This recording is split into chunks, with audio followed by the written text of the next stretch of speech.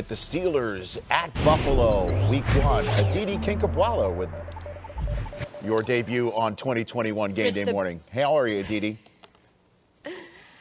I'm great, Rich. The Bills are also great. They return all but one starter from a team that went to the AFC title game, and they believe that they upgraded that position with Emmanuel Sanders. They have an MVP candidate in Josh Allen. They really strengthened a defensive front where they can now roll 8 or 9 guys. The Bills are absolutely a Super Bowl contender. But when I talked to General Manager Brandon Beane, he said the focus this offseason has really been on making sure there's no complacency. There's no overconfidence. Beane and head coach Sean McDermott were together in Carolina when a 15-1 Panthers team followed that up with a 6-10 clunker of a season.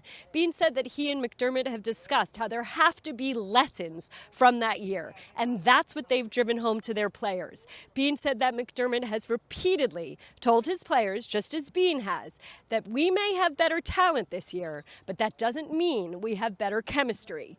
Right now, it's a blank slate. But having said that, Rich, it sure as heck was a tremendous 2020 for the Bills. Could be the start of a special season. Josh Allen, he is a gunslinger. Caught, touchdown! That's an MVP play right there. Their first playoff win in 25 years. I told you. Touchdown! The Bills are going to play in the AFC Championship game. Driven by the hunger, driven by the broken dream. The goal hasn't changed. We want to win the whole thing. I'm a gladiator standing in the arena yelling, are you entertained? 1, 2, 3, win!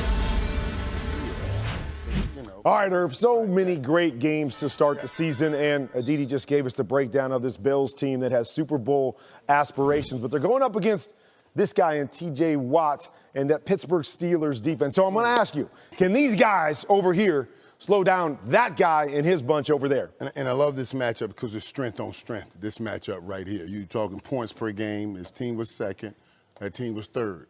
Talking about yards per game, this team was second. That team was third. Yeah. So can they slow? Yeah, strength on strength. Yes, they can slow them down. But how long can they slow them down is the question, because you're going to have to slow down Buffalo while your offense puts something on the board. And that's where I'm a little bit worried, Kurt. Can that offense of the Pittsburgh Steelers do something against the defense of the Buffalo Bills to keep them off the field? And in asking this question, I look back to last year when these two teams played, and this Pittsburgh Steelers defense only gave up 26 points. Right. 7 of those points were a pick 6. So they did slow down Josh Allen and company, but it's all going to be about T.J. Watt to me and that pass rush. They were number 1 in the league at getting sacks on the quarterback. We know Josh Allen, Stephon Diggs, they want to hold the football and throw those big balls down the field. So question becomes, how often can they get after that guy and slow him down? Kurt, you know, like, again, my lady, when we said it, we said the same thing. Because, you know, Ben Roethlisberger threw two interceptions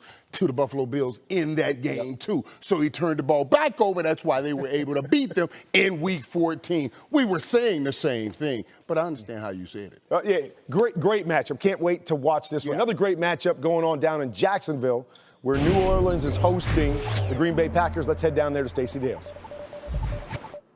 Thanks, Kurt. What a whirlwind these Saints have been through, from New Orleans to Dallas, now here to Jacksonville. Due to Hurricane Ida, if anybody can handle it, it is the Saints. They've been through this before. Their head coach, Sean Payton, he's a leader of men. He's a leader of people. I spoke with his starting left tackle, Teron Armstead, who told me interestingly this week.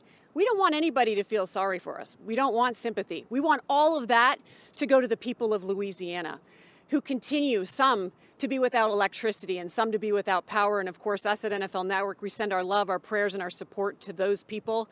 As for the quarterback, Jameis Winston, now the starting quarterback of these Saints, perhaps he said it best, Rich Eisen, this week. Louisiana, we are here for you, and we are here to represent you. Rich. Thanks very much, Stacey Dales. How about that the first home team coach in Jacksonville in 2021 is Sean Payton, and Urban Meyer will be there, obviously, for the home team that usually plays there. How do you think this is challenging the Saints to do? Boy, challenging, that's the understatement, isn't it? Because think about this. Football coaches and players love a routine. They like a schedule. Well, They have anything but a schedule because this Saints team had to move a couple weeks ago and practice over there in AT&T, and then they practiced over there at TCU, and then, Rich, 120 of their family members had to move as well. What do you do with the kids over there? You get them in schools, they homeschool them. It's been very difficult on them.